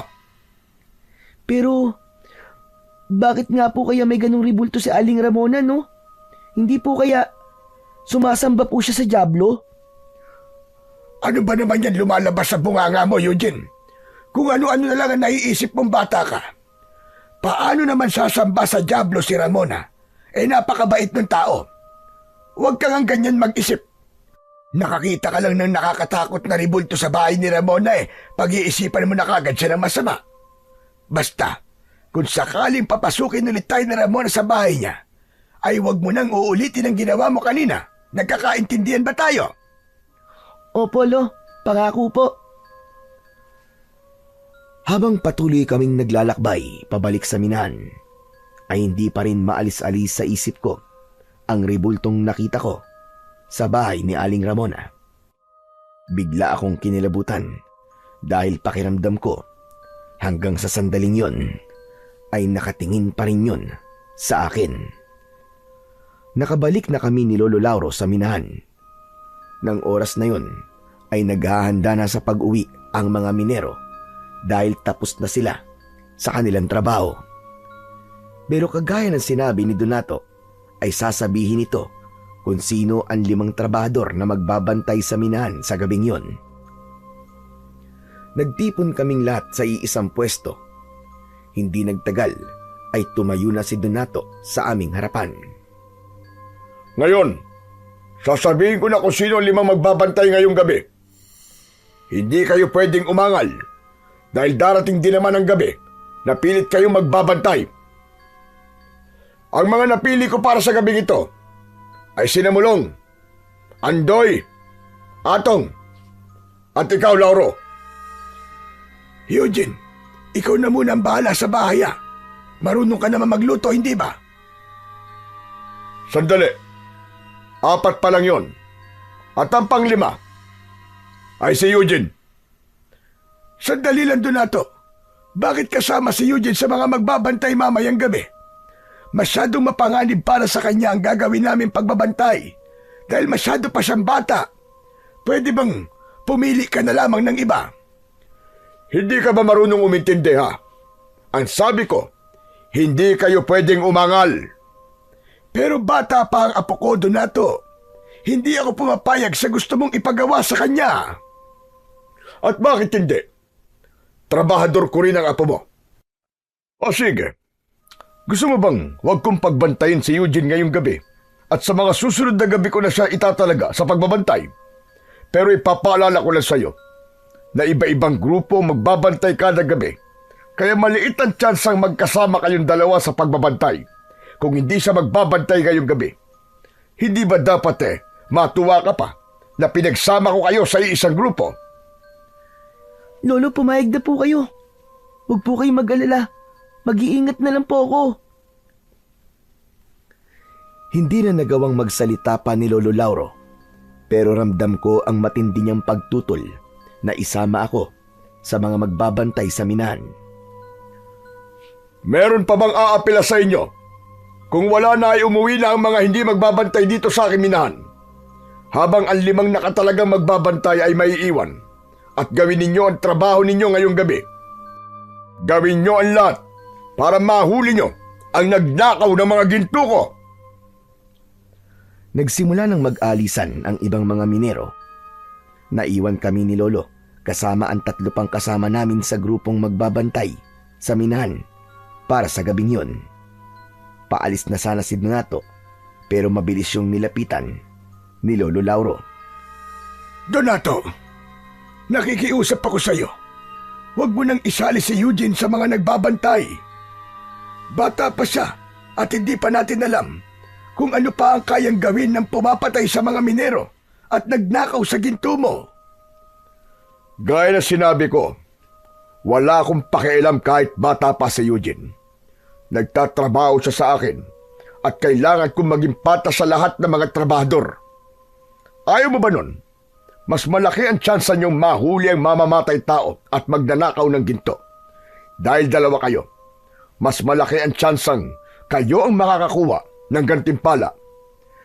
Aanhin ko naman ang gantimpala kung mapapahamak naman ang aking apo. Madali naman akong kausap. Kung ayaw mong isama ko si Eugene sa mga magbabantay, ay umalis na kayo rito sa aking minahan at maghanap na kayo ng ibang trabaho. Hindi naman namin kayang gawin yon. Ito lang ang trabaho ang alam namin. Kung hindi nyo naman pala kayang mawalan ng trabaho, sundin nyo na lang ako. Dahil kapag ako napuno sa inyo ng apo mo, ako mismo magsisisante sa inyong dalawa. Nagkakaintindihan ba tayo, Lauro? Napipilitang tumango si Lolo. Matapos yun, ay umalis na si Donato. Agad kong nilapitan si Lolo Lauro at sinabi ko sa kanya na huwag siyang mag-alala dahil gagawin ko ang lahat para walang masamang mangyari sa akin sa gabing yun. May iniwang pagkain naman si Donato para sa aming 5 na magbabantay sa minahan. Matapos naming kumain, ay nagsimula na kaming pumili ng aming pepwestuhan. Nagpresenta si Lolo Lauro na kami ang magbabantay sa mga ginto sa mismong loob ng minahan. Alam ko na pinili ni Lolo ang pwestong yon dahil mas ligtas kami roon kesa kapag nasa labas kami. Hindi ko talaga alam kung anong puso ang meron ng Donato na yon. Pati ba naman ng batang kagaya mo ay isinama niya sa pagbabantay at paghuli sa isang kriminal? Lo, wala naman po tayong magagawa eh. Sabi niyo nga po, amo po natin si Mang Donato at trabador niya lang po tayo. Kaya kailangan natin sundin kung ano po ang sabihin at iuutos niya. Pero sobra na to. Masyado na itong hindi makatao. Sana talaga ay dumating ang araw na magbabago pa siya. Parang hindi na po mangyayari yun, Lo. Parang hanggang sa kabilang buhay po eh. Masama pa rin po ang ugali niya eh. Ewan ko po. Pero darating ang araw na makakahanap din ng katapat niyang si Donato. Oo nga pala. Dito ka lang sa loob at huwag kang lalabas ha. Pupuntahan ko lang mga kasama natin para kumustahin sila. Nang lumabas si Lolo Lauro, ay naglakad-lakad ako sa loob ng minahan. Bihira kasi akong makapasok doon, kaya sinulit ko na ang pagkakataon na naroon ako. Tinignan ko ang mga kagamitan ng minero. Kinuha ko ang isang piko at agad ko rin yung binitiwan dahil napakabigat nun. Naglakad-lakad pa ako hanggang sa may nakita kong kumikislap na bagay sa lupa. Dinampot ko yun at nalaman ko na isa yung ginto na halos kasing laki ng aking hinlalaki. Namangha ako dahil hugis puso ang ginto. Nang marinig ko ang pagtawag ni Lolo Lauro sa pangalan ko, ay nagmamadali akong bumalik sa kinaroroonan ko kanina. Saan ka ba nagpunta? Hindi ba sabi ko dito ka lang? Hindi naman po ako lumabas eh. Pero Lo, tignan niyo po tong gintong nakita ko. Oh. Parang inukit po siya kasi hugis puso po. Saan mo nakita yan? Napulot ko po habang naglalakad-lakad ako. Malapit po ron sa lagayan ng mga gamit ng minero. Nako, isama mo yan sa mga gintong nakatabi. Baka nalaglag lang yan. Alam ni Donato kung gaano karami ang mga gintong nakukuha rito. Kapag nalaman niyang kulang ang mga yon, ay magwawala na naman yun sa galit. Sinunod ko ang sinabi ni Lolo. Inilagay ko ang gintong napulot ko sa kahon kung saan nakalagay ang iba pang mga ginto. Naupo kami ni Lolo Lauro sa isang sulok. Makalipas ang halos 1 oras, ay nakaramdam na ako ng antok. Napansin naman yon ni Lolo Lauro at sinabi niya sa akin na kung gusto ko ay pwede naman daw akong matulog. May nakita akong sako at yun ang inilatag ko sa lupa at doon ako humiga. Hindi nagtagal ay nakatulog na kagad ako. Ngunit hindi pa man ako nagtatagal sa pagtulog nang nagising ako dahil sa pagsigaw ng mga kasama namin sa labas. Napabalikwas ako at nagtaka ko dahil palabas na si Lolo habang may dala siyang itak. Lolo, saan po kayo pupunta? Dito ka lang at kahit na anong mangyari, ay huwag kang lalabas. Ha? Bakit po? Ano po ba nangyayari? Basta, sundin mo na lang ang sinabi ko. Dito ka lang. Nagmamadaling lumabas si Lolo Lauro habang naririnig ko pa rin ang pagsigaw ng mga kasama namin. Kinabahan ako dahil yung klase ng pagsigaw nila ay parang dahil sa labis na takot. Ano kayang nangyayari dun sa labas? Bakit parang nagkakagulo sila ron? Hindi kaya nasa labas yung magnanakaw ng ginto ni Mang Donato? Nang dahil sa naisip ko na yon, ay nagkaroon ako ng kagustuhang malaman kung ano ba talaga ang nangyayari sa labas. Kaya sa kabila ng sinabi ni Lolo Lauro sa akin na bawal akong lumabas, ay lumabas pa rin ako. Nagtago ako sa likod ng isang malaking bato. Pagsilip ko roon, ay nakita ko ang isa sa mga minero na nilalapa ng isang nakakatakot na nilalang. May mahahabang kuko ang nilalang na yon at ginamit nito yon para wakwakin ang dibdib ng minero.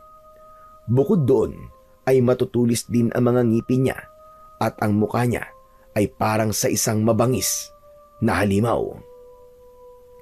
Mabilis na tumakbo si Lolo Lauro papunta sa inaataking minero at nang makita ng nilalang si Lolo Lauro ay mabilis na tumakbo ang nakakatakot na nilalang. Takot na takot ako sa aking nakita. Nang lapitan ni na Lolo at ng iba pang mga kasama ang walang buhay na minero, ay agad nila yung binuhat at dinala sa malapit na bukana ng mismong minahan. Kahit nakita ako ni Lolo Lauro, ay hindi niya ako pinansin dahil nakatuon ang atensyon niya sa naging biktima ng halimaw. Kahit halatang walang buhay na ang minero, ay binugahan pa rin nila ng hangin ang bibig nun. Sa huli, ay sumuko na lamang si Lolo Lauro. Wala na. Patay na siya. Patay na si Andoy. Lolo, ano po yung umatake kay Mang Andoy? Bakit po ganun ang itsura niya? Hindi ako maaaring magkamali. Sigurado ako na aswang ang halimaw na yon. Aswang ang pumatay kay Andoy at sa iba pang mga minero. Maraming beses na ako nakakita ng aswang at ganun ang halimaw na umatake kay Andoy.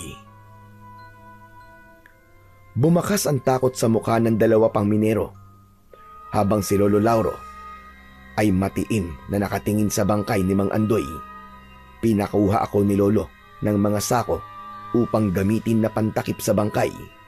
Matapos yun, ay patuloy kaming nagbantay dahil natakot kami na baka muling bumalik yung aswang. Sa awa naman ng Diyos ay hindi na bumalik yung aswang.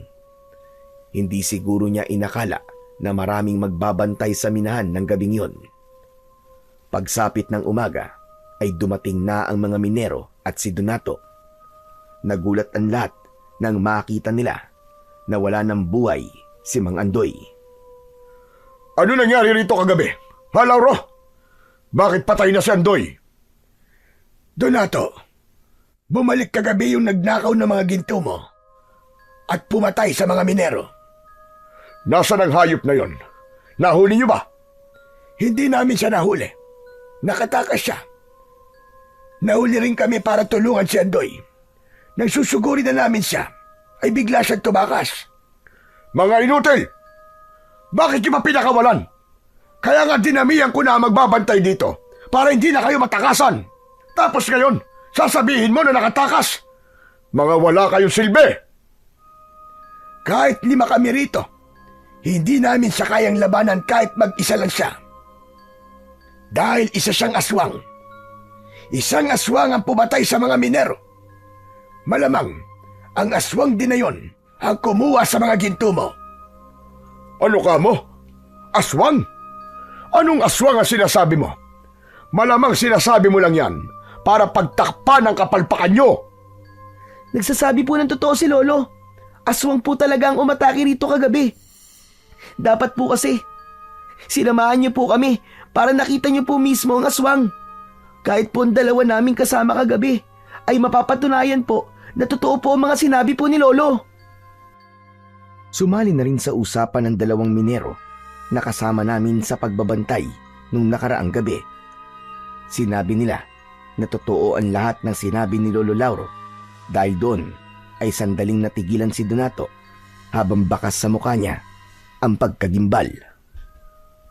O sige, sabihin na natin na naniniwala na ako sa mga sinasabi ninyo. Aswang nga siguro pumatay sa mga minero at nagnakaw sa mga ginto ko. Eh yung pagpatay niya sa mga minero, naiintindihan ko yon kung bakit niya yung ginawa. Dahil isa siyang aswang. Pero paano niya ipapaliwanag ang pagnanakaw niya sa mga ginto ko? Ano naman ang gagawin ng isang aswang sa mga ginto? Yan ang hindi namin alam, Donato. Pero sigurado ko na may ginagawa siya sa mga ginto. Pero hindi na siguro importanteng malaman pa natin yon. Ang kailangan natin pagtuunan ng pansin ay kung paano natin mapapatay ang aswang na yon. Trabaho niyo ang bantayan ng aking minahan. Kaya kayo mag-isip ng paraan kung paano niyo papatayin ang aswang na yon. Hala, sige na. Bumalik na kayo sa trabaho niyo. Tumawag na rin kayo ng pulis para maalis na ang katawan dito ni Andoy. Sinunod na lang namin ang sinabi ni Donato. Hindi ako makapaniwala na ang pagtatrabaho pa rin ang inuna niyang isipin sa kabila ng hindi magandang nangyari sa minahan. Mabilis na lumipas ang mga oras at nang dumating na ang oras ng aming pag-uwi ay muli kaming tinipon ni Donato upang sabihin niya kung sino ang bagong 5 trabahador na magbabantay sa minahan mamayang gabi. Dahil hindi na kami magbabantay ni Lolo sa minahan, ay dumiretso na kami ng uwi sa aming bahay. Parehas kaming nangihina dahil wala pa kaming tulog. Mabilis na nagluto si Lolo ng aming hapunan at pagkatapos ay nagsimula na kaming kumain. Alam kong inaantok ka na, Eugene, Apo. Pero pagkatapos natin kumain, ay huwag ka munang matutulog. Ha? Bakit po? May gagawin pa po ba tayo? Ipapasa ko na sa iyo ang pagmamayari ng agimat ko. Sa tingin ko, ay dumating na ang tamang panahon para tuluyan ko ng ipasa sa iyo ang agimat. Dahil po ba sa aswang na umaatake sa minahan? Ganun na nga. Mas makakabuti na meron kang proteksyon at kung sakali na dumating ang sitwasyon na kailangan mong ipagtanggol ang sarili mo, ay kampante ako na kaya mong lumaban. Hindi na ako umapila sa gustong mangyari ni Lolo Lauro. Napagtanto ko na kailangan ko ang kapangyarihan ng agimat ni Lolo. Lalo na't hindi kami sigurado kung baka sa mga susunod na gabi ay umatake na rin ang aswang sa mismong baryo namin. Kaya pagkatapos namin maghapunan ay nagtungo kami sa likod ng bahay. Doon ay sinimulan na ni Lolo Lauro ang ritual ng pagpapasa ng agimat sa akin. Kinuha niya ang aking kamay at sinugatan niya ang palad ko gamit ang isang patalim. Ipinatak niya ang dugo ko sa mismong agimat habang umuusal siya ng dasal. Ang sunod niyang ginawa ay isinuot niya sa leeg ko ang agimat. May naramdaman akong kakaiba sa loob ng aking katawan. Uminit ng kaunti ang dibdib ko na para bang may kung anong enerhiya ang biglang nabuhay doon. Napahawak ako sa dibdib ko habang nakangiwi. Lolo, parang mainit po ang dibdib ko ah. Saka, nahihirapan po akong huminga, Lolo. Huwag kang mabahala dahil magandang senyalis yan. Ibig sabihin ay unti-unti nang dumadaloy sa katawan mo ang kapangyarihan ng agimat. Tinanggap ka na nito bilang bago nitong tagapangalaga. Hindi naman permanente ang pakiramdam mo na yan. Mawawala rin yan mamaya. Basta tandaan mo, Eugene, bilang bagong tagapangalaga ng agimat na yan, ay may responsibilidad kang ipagtanggol ang mahihina laban sa mga kampon ng kadiliman, lalong-lalo na sa mga aswang. Gamitin mo lamang yan sa kabutihan at hindi para manlamang ng iyong kapwa. Nangangako po ako, Lolo. Nagagawin ko po ang lahat para hindi po kayo mapahiya na sa akin niyo po pinagkatiwala ang agimat niyo. Nakangiting tinapik ni Lolo Lauro ang balikat ko. Kaya hindi na siya nagsalita at nakita ko sa mga mata niya ang tiwala niya sa akin na kaya kong pangalagaan ang agimat na yon. Kinabukasan, pagdating namin ni Lolo sa minahan ay nagimbal na naman kami sa sumalubong sa amin. 2 sa nagbantay sa minahan ang pinatay ng aswang. Ayon sa mga nakaligtas, ay ninakaw din ng aswang ang mga ginto. Nang dahil sa pangyayaring yon, ay nagdesisyon na si Donato na sa bahay na nito itago ang mga ginto. Sa araw na yon, ay muli kaming nagpunta sa bahay ni Aling Ramona dahil kailangan naming maghatid sa kanya ng ginto. Mona, gusto ko palang humingi ulit ng tawad sa nagawa ng apo ko nung huling beses na nagpunta kami rito. Pinagsabihan ko na si Eugene at nangako siya na hindi niya na yun uulitin pa.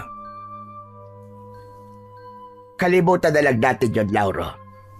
Sadyang ganun talaga mga bata. Masyadong makulit. Dumaan din naman tayo sa pagiging ganon. Eugene, pasensya ka na rin, iho, kung nasigawan kita. Hindi kasi ako sanay na may nakikialam sa mga gamit ko. Sorry din po, Aling Ramona. Promise po. Hindi ko na po uulitin yon. O siya, sige na. Kailangan na pala naming umalis. Dapat ay makabalik na kami sa minahan bago dumilim. Meron pa kasi doong pagpupulong na gagawin. Pagpupulong? Abay, para saan? Pipiliin kasi sa amin ni Donato kung sino magbabantay sa minahan mamayang gabi. Alam mo kasi, may aswang na sumasalakay sa minahan tuwing gabi at pinapatay ang mga minero. Pero sa palagay ko, mga ginto ang totoong pakay niya. Kailangan lang talagang patayin ang aswang na yon ng mga nagbabantay para makuha niya ang mga ginto. Nakakakilabot naman ang sinasabi mo na yan. Kaya nga po, yung mga nakatagong ginto po sa minahan ay dinala na po muna sa bahay ni Mang Donato para doon po itago. Nasa bahay na ni Donato ang mga ginto. Oo, para hindi na makuha ng aswang. O paano, Ramona? Aalis na kami ng apo ko. Baka mapasarap pa ang ating kwentuhan dito. Lolo, sandali lang po. Naiihi po kasi ako eh. Aling Ramona, pwede po ba akong makigamit po ng banyo nyo? Abay, oo naman. Pumasok ka nila sa loob. Yung nag-iisang pinto sa kusina, ang banyo. Nagmamadali akong pumasok sa bahay ni Aling Ramona habang nagpatuloy sila ni Lolo sa pag-uusap sa labas. Agad akong nagtungo sa banyo. Mabilis akong natapos sa dapat kong gawin. At nang lumabas ako ng banyo, ay nakita ko yung pinto kung saan nakalagay yung nakakatakot na rebulto. Alam ko na bawal na akong pumunta roon, pero matindi ang bulong sa tenga ko na kailangan kong makita muli ang rebulto. Hindi ko na napigilan ang aking sarili at lumapit ako sa pinto. Marahan ko yung binuksan at tuloy-tuloy akong pumasok. Lumapit ako sa rebulto at naramdaman ko ang bahagyang pag-iinit ng agimat na suot ko. Dumako ang mata ko sa mga gintong nasa paanan ng rebulto at napansin ko na mas dumami na ang mga yon. Napakunot ang noo ko ng isang pamilyar na ginto ang nakita ko roon. Yun yung hugis pusong ginto na nakita ko sa minahan. Kinuha ko yun upang makita ko yun ng malapitan. Hindi ako pwedeng magkamali. Ito nga yung gintong nakita ko sa minahan. Ito yun. Pero, bakit nandito to? Naputol ang aking pag-iisip nang marinig ko ang pagtawag ni Lolo Lauro sa akin. Inilagay ko sa bulsa ng aking short ang hugis pusong ginto. Nagmamadali akong lumabas ng silid na yon at isinarado ko ang pinto. Lumabas na ako ng bahay ni Aling Ramona at lumapit ako kay Lolo. Bakit ang tagal mo naman? Baka mamaya Nakialam ka na naman ng kung ano sa loob ah. Hindi po, Lo. Napatagal lang po ako sa paggamit ko po ng banyo. Nagpaalam na kami kay Aling Ramona. Maya-maya pa ay nakasakay na kami ni Lolo sa kabayo habang pabalik sa minahan. Tahimik lang ako dahil iniisip ko pa rin kung paano napunta sa bahay ni Aling Ramona ang ginto na hugis puso. Gayong sa pagkakaalam ko ay kasama yon sa mga ninakaw ng aswang. Hanggang sa napagdugtong-dugtong ko na ang mga pangyayari. Lolo, sa tingin ko po, kilala ko na po kung sino ang aswang. Ha? Anong sinabi mo? Yung aswang po na umaatake sa minahan at yung nagnanakaw po ng mga ginto. Kilala ko na po kung sino siya. Baka naman kalokohan na naman yan ah. O sige, sino ba ang aswang? Mahirap pong paniwalaan, Lolo Lauro eh. Pero sigurado po ako 100% na si Aling Ramona po ang aswang. Sabi ko na nga ba't kalokohan na naman yung sasabihin mong bata ka eh? Ano't sinasabi mo na aswang si Ramona? Lo, totoo po ang sinasabi ko. Maniwala po kayo sa akin. Aswang po talaga si Aling Ramona. Napaka-imposible niya sinasabi mo, Eugene. Paano si Ramona ang aswang na umaatake sa minahan? Kinuha ko sa bulsa ng short ko ang hugis pusong ginto at ipinakita ko yon kay Lolo Lauro. Oh, bakit nasa iyo pa rin ang gintong yan? Hindi ba sabi ko sa'yo, ilagay mo yan dun sa lagayan ng ginto? Kaya nga po, inilagay ko naman po ito dun sa lagayan ng ginto eh. Hindi po ba nakita niyo yun? Matapos po nating magbantay, umatake po uli yung aswang nang sumunod po na gabi sa minahan at ninakaw po ng aswang na yon ng mga ginto. Kasama po sa mga gintong yon ang hugis pusong ginto na hawak ko ngayon. At alam niyo po ba kung saan ko po ito nakita? Doon po sa paanan ng nakakatakot na ribulto sa bahay po ni Aling Ramona. Ano? Sinasabi ko na nga ba't may ginawa ka na namang kabalbalan sa loob ng bahay ni Ramona? Kaya ang tagal-tagal mo lumabas. Ikaw talaga, napakatigas talaga ng ulo mong bata ka. Lolo, huwag niyo na pong pansinin kung nakialam po ako sa bahay ni Aling Ramona. Ang importante po ay alam na po natin kung sino po ang aswang. Nung nakita ko po kasi kanina yung pinto po ng kwartong kinaroroonan po ng ribulto, ay para po may bumubulong sa akin na pumasok po ko ron. Malakas po talaga ang pakiramdam ko na ang diwa ng agimat ang gumawa nun para malaman ko po ang katotohanan. Sandaling natahimik si Lolo Lauro sa mga sinabi ko sa kanya. Ramdam ko na pinag-iisipan niya rin ng gusto ang mga nalaman niya sa akin. Ako naman ay sigurado sa aking mga sinabi, lalo na't pakiramdam ko ay ginagabayan ako ng agimat upang malaman ko ang totoo. Kung naramdaman mo na itinuro sa iyo ng agimat ang katotohanan, malaki ang posibilidad na tama mga sinabi mo, Apo. Hindi lang talaga ako makapaniwala nung una na si Ramona ang aswang dahil sadyang napakabait niya. Hindi po kaya naisip ni Aling Ramona na kailangan niyang magpanggap na mabait upang hindi siya mapagdudahan ng mga tao? Tama ka, Apo. At naging epektibo ang estratehiya niyang yon.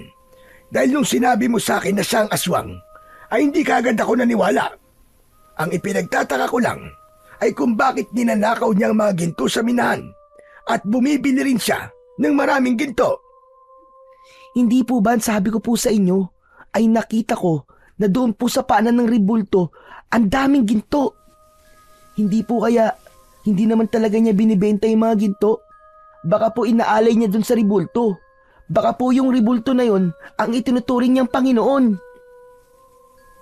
Tama ka. Malaki ang posibilidad na ganun nga, Apo. Sayang, magaan pa naman sana ang loob ko sa kanya. Tapos malalaman natin na kampun pala siya ng kadiliman at isa siyang aswang. Kaya nga po, Lolo ramdam ko po talaga na may gusto po kayo kay Aling Ramona Pag-ibig na po sana. Naging bato pa. Tumigil ka na nga dyan. Talagang nagawa mo pa magbiro. Joke lang po, Lolo. Pero seryoso, ano na pong gagawin natin ngayon? Naisip ko, na kailangan nating magbantay sa minahan mamayang gabi. Panahon na para patayin mo ang aswang apo. Po? Hala, bakit po ako? Hindi ba't nasa iyo na ang agimat ko? Yan ang gagamitin mo para labanan si Ramona. Pero talagang mamayang gabi na po kagad. Hindi niyo pa nga po ako natuturuan kung paano po makipaglaban eh. Sinabi ko na sa'yo na ang agimat ang gagabay sa'yo. Hanggat suot mo yan, ay ikaw ang kinikilala niyang tagapangalaga at gagabayan ka niya, lalo na kapag nakikipaglaban ka na sa mga aswang. Natatakot po ako. Pero mukhang wala na po akong magagawa kundi gawin po ang sinabi niyo. Marami na pong pinatay si Aling Ramona na mga minero. At kapag hindi po natin siya pinatay, ay paniguradong madadagdagan pa po ang mga biktima niya. Kaya nga kailangan na natin kumilos kagad na po bago pa mahuli ang lahat. Binilisan na ni Lolo Lauro ang pagpapatakbo sa kabayo. Hindi nagtagal ay nakarating na kami sa minahan. Nakatipon na ang mga minero at nasa unahan na ng mga yon si Donato. Lumapit na kami ni Lolo sa kanila. Mabuti naman at dumating na kayong dalawa. Kayo na lamang ang hinihintay namin. Ngayon, ay sasabihin ko na ang 5 tao na magbabantay mamayang gabi. Gagawin ko ng 100,000 piso gantimpala sa makakahuli sa aswang dahil masyado na malaki ang perwisyo na gagawa niya sa aking negosyo. Umugong ang bulungan ng mga trabador. Narinig ko sa isang lalaki na kahit gawin pang 1,000,000 piso ang gantimpala ay hindi ito magbabantay sa minahan. Anito ay mahal pa nito ang buhay niya at ayaw niyang matulad sa mga naunang pinatay ng aswang. Hanggang sa nagkaroon ng lakas ng loob ang mga trabador na sabihin kay Donato na ayaw nila na magbantay sa minahan dahil natatakot sila sa aswang. Magkakasabay na umalis ang mga trabador pero nanatili kami ni Lolo Lauro sa aming kinatatayuan. Sige! Umalis kayo lahat! Mga duwag! Mga wala kayong silbi!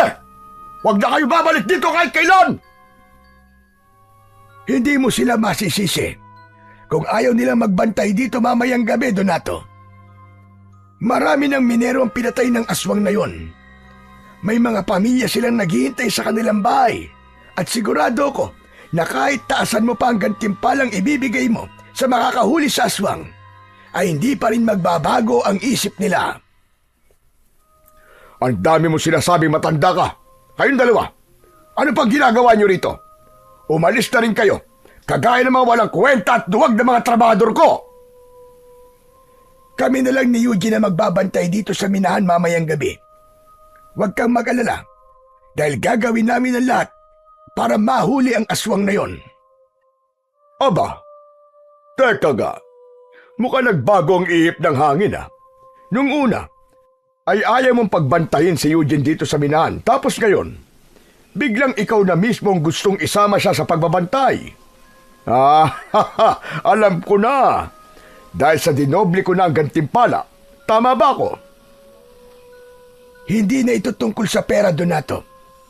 Sa totoo lang, wala kaming pakialam ng apo ko sa kahit na anong ibibigay mo na gantimpala. Para na ito sa mga minerong pinatay ng aswang na yon. Gagawin namin ito para matigil na ang patayan sa minahan na ito. Masyado kayata nagpapakabaya ni Lauro.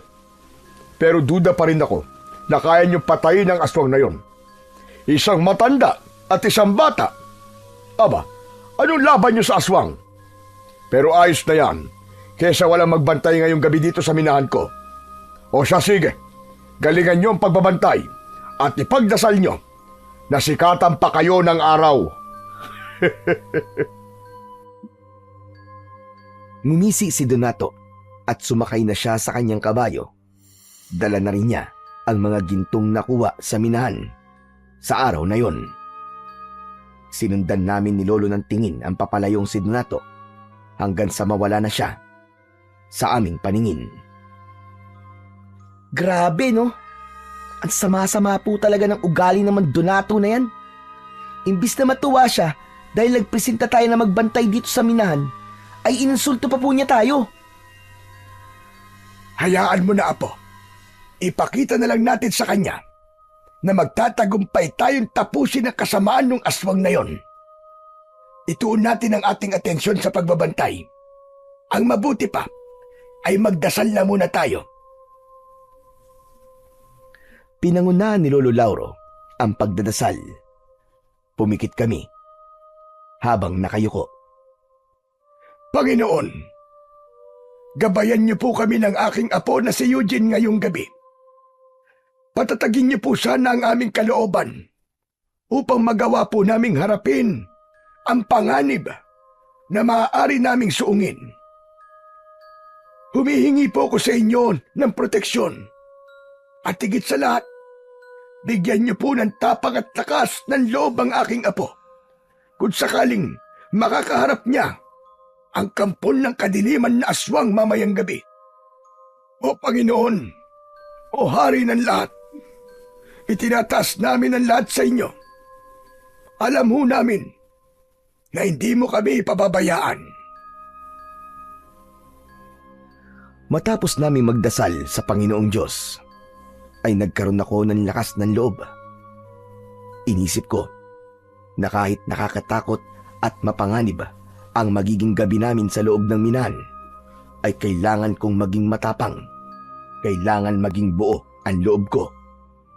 Kailangan ng mapatay ang aswang upang wala ng buhay ang mawala ng dahil sa aswang. Agad naming kinain ni Lolo Lauro ang pagkain para sa magbabantay sa minahan.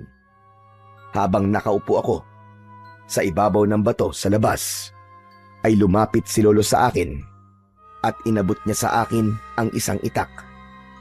Sinabi niya na yun ang gagamitin kong sandata kung sakaling magpakita sa gabing yun ang aswang. Lolo, paano po? Kumapatay po tayo ng aswang, gaya po ng nangyari sa mga ibang minero. Apo, huwag kang mag-isip ng ganyan. Ang isipin mo ay ang tagumpay natin.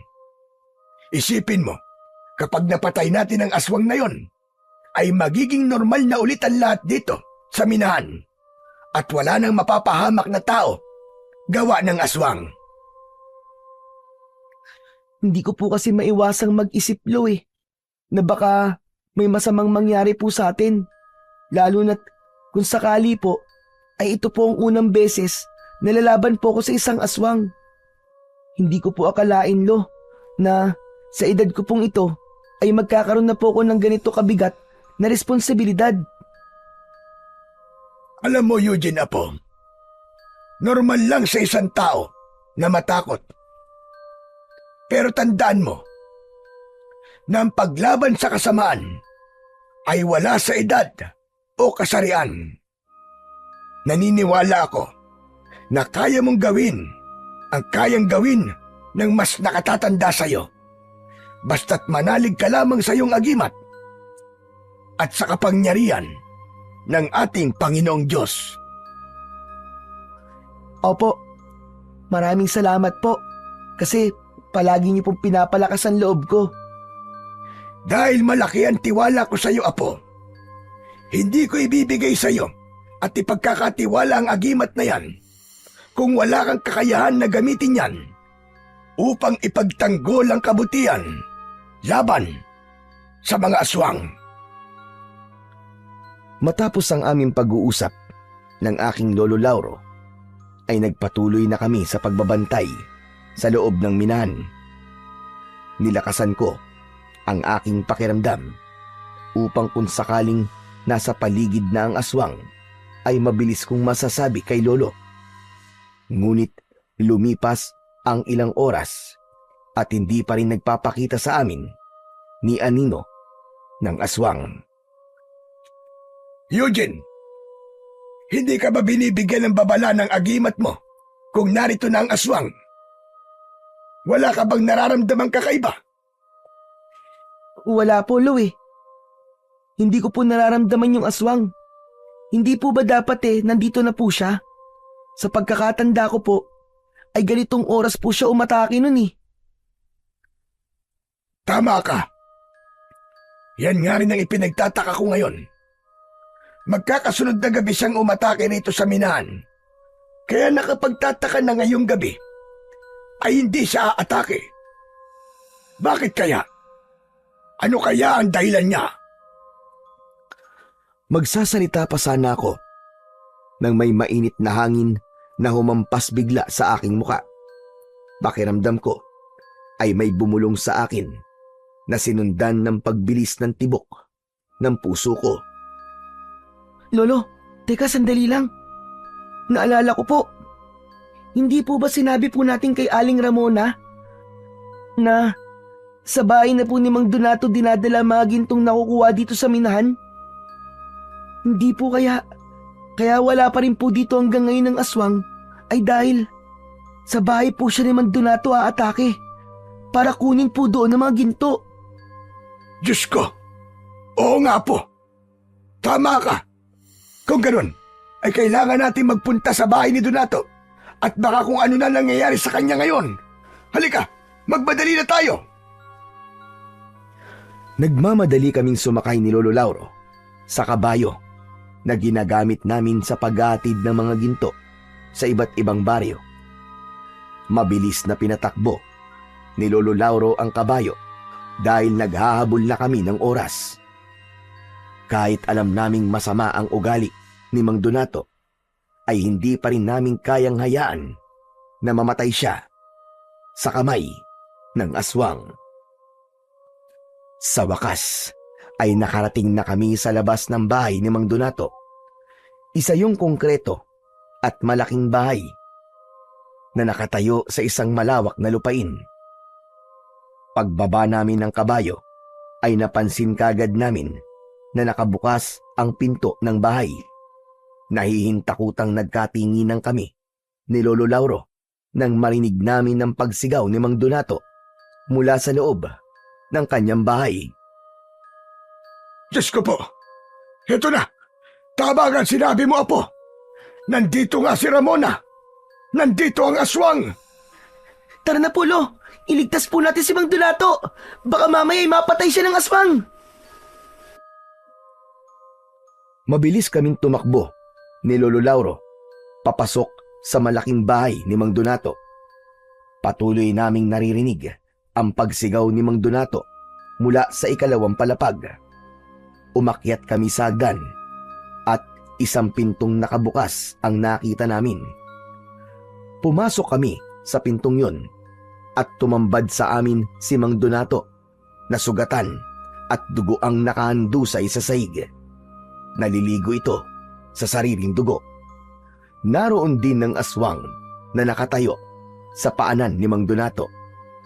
Sabay na napatingin si Mang Donato at ang aswang sa amin ni Lolo. Mabuti't dumating kayo!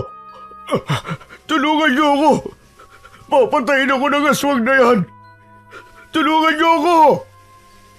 Sabihin mo sa akin kung nasa na mga ginto mo at aalis na ako rito. Hindi ka maaaring umalis dito, aswang ka! Aling Ramona! Anong sinabi mo? Alam na namin na ikaw yan, Aling Ramona. Huwag ka na magkaila pa. Ikaw ang aswang na pumapatay sa mga minero at nagdanakaw ng ginto. Huli ka na! Hindi maaari ito. Paano niyong nalaman ang aking sekreto? Hindi na importanteng malaman mo pa. Pero isa lang ang sigurado kami ni Lolo. Ngayong gabi, matatapos na ang kasamaan mong demonyo ka! Nagpapatawa ka ba, batang paslit? Ano ang laban ng isang bata at matanda sa isang aswang na malakas na katulad ko? Hindi kayo ang tatapos sa akin. Hindi ako papayag na mapigilan niyo ako sa aking misyon. Kailangan ko na maraming ginto upang ialay sa aking Panginoon, upang muli siyang mabuhay at makapaghasiksa ng lagim at kamatayan sa buong mundo. Hayop ka talaga! Hayop kang aswang ka! Sinasabi ko na nga ba at sumasamba ka sa demonyo! Bibigyan ko pa kayo ng pagkakataon. Umalis na kayong dalawa. Kung ayaw ninyong madamay, ang mga ginto lang ang kailangan ko. Pagkatapos sabihin niyo ng aswang, ay mahigpit kong hinawakan ng agimat na nakasabit sa akin leeg. Tumingin ako kay Lolo Lauro at nang tumango siya, ay alam kong yun na ang hudyat upang labanan ko ang aswang. Diretso kong tinignan ng aswang na si Aling Ramona.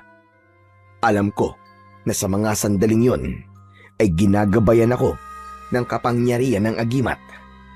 Hindi na ako nagdalawang isip na suguri ng aswang habang hawak ko ang matalas na itak. Malakas na sumigaw ang aswang at sumalubong yun sa akin. Labis akong namangha nang maramdaman ko na parabang may kung anong enerhiya ang kumukontrol sa aking katawan. Parang ginabayan ako nun sa kung ano ang dapat kong gawin. Bago pa tuluyang makalapit ang aswang sa akin, ay gumulong ako sa sahig. Nilagpasan ko ang aswang na si Aling Ramona at napunta ako sa kanyang likuran.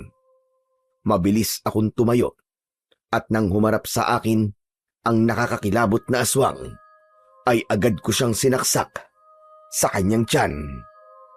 Nagsimula ng gumapang si Mang Donato palapit kay Lolo Lauro, hanggang sa malakas kong itinulak ang aswang at natumba siya sa ibabaw ng nakadapang si Mang Donato. Aray ko! Aray! Bakit naman sa dinabi namin na pwedeng bagsakan, ay sa akin ka pa bumagsak? Sinunggaban ng aswang si Mang Donato at ginawa nitong biyag si Mang Donato. Tinapat ng aswang ang matutulis nitong mga kuko sa leeg niya. Sige! Sige! Subukan mo lumapit dahil papatayin ko ang lalaking ito. Ang gusto ko lang ay ang mga ginto. Nasaan ang ginto? Ibigay niyo sa akin ang mga ginto. Kailangan niyang mabuhay ang aking Panginoon. Ibigay niyo sa akin ang mga ginto. Tama na! Tama na, Aling Ramona! Hindi na tama itong ginagawa mo! Sa kagustuhan mong buhay na sinasabi mong Panginoon mo, ay nagagawa mo ng pumatay ng mga inosenteng buhay! Napansin ko na wala na si Lolo Lauro sa silid na yon. Hindi ko namalayan ang kanyang pag-alis, kaya hindi ko alam kung saan siya nagpunta. Hanggang sa bumalik si Lolo na may dalang isang malaking bag. Ramona! Tumingin ka rito! Hindi ba't hinahanap mo mga ginto? Heto! Heto mga gintong hinahanap mo! Biglang itinaktak ni Lolo Lauro sa sahig ang mga gintong nasa loob ng bag. Iba't iba ang sukat. Kumalat yun sa sahig. Hindi! Anong ginawa mo? Anong ginawa mo, Lauro? Ang mga ginto ko! Sa wakas, sigurado ako na sapat na ang napakaraming ginto na yan upang mabuhay na ng tuluyan ang aking Panginoon, ang Panginoon ng kadiliman. Marahas na binitiwan ng aswang si Mang Donato. Akala mo ay isa yung gutom na hayop na tumakbo papunta sa mga gintong nakakalat sa sahig. Hindi malaman ng aswang kung paano dadalhin ang mga ginto sa sobrang dami ng mga yon. Nagtama ang mga mata namin ni Lolo Lauro. Kahit wala siyang sinabi, ay alam ko ang ibig niyang sabihin.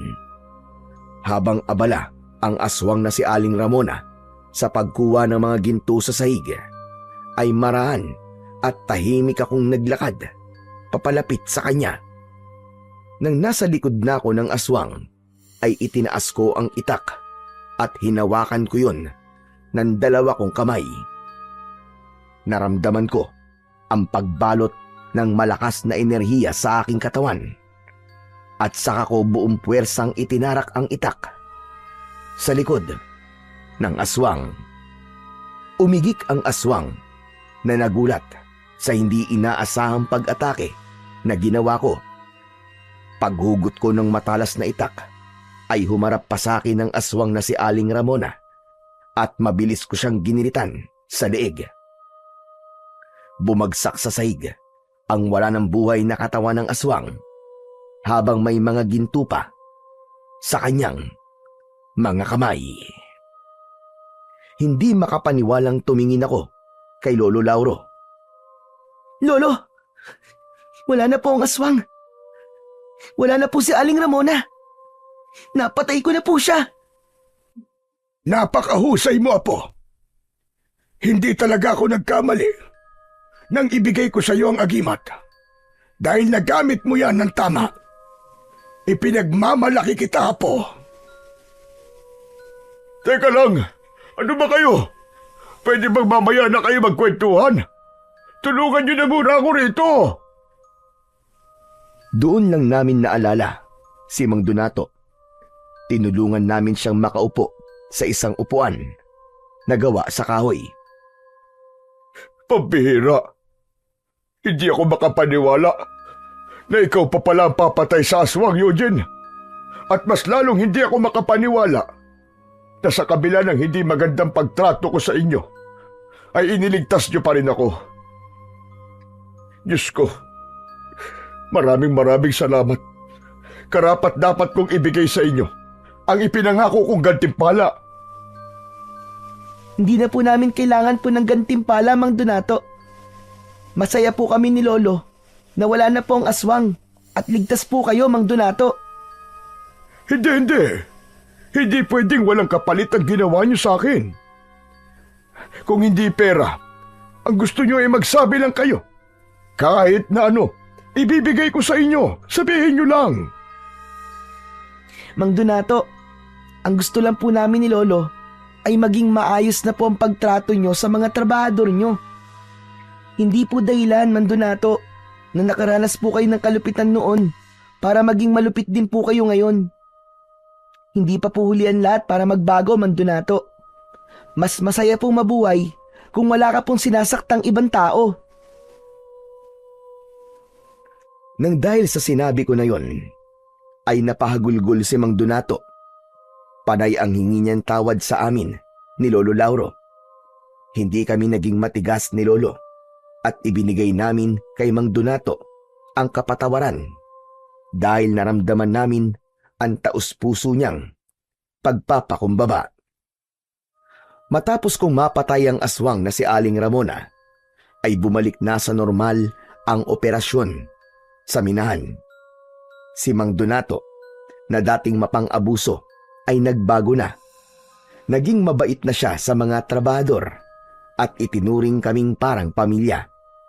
Binabayaran pa niya ang utang namin ni Lolo Lauro sa bangko bilang pasasalamat sa ginawa namin.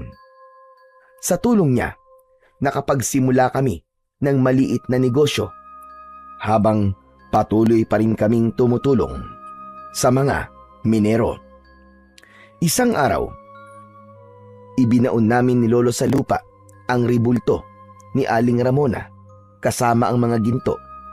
Alam naming yun ang tanging paraan para tuluyan ng mapigilan ang pagkakabuhay ng Panginoon ni Aling Ramona. Ipinagpatuloy ko pa rin ang pagsasanay sa paggamit ng agimat. Alam kong darating ang araw na kakailanganin ko ulit makipaglaban. At sa lahat ng nangyari, natutunan ko na hindi sukatan ng edad para maging bayani dahil ang mahalaga sa lahat ay ang tapang na lumaban para sa kabutihan at katarungan.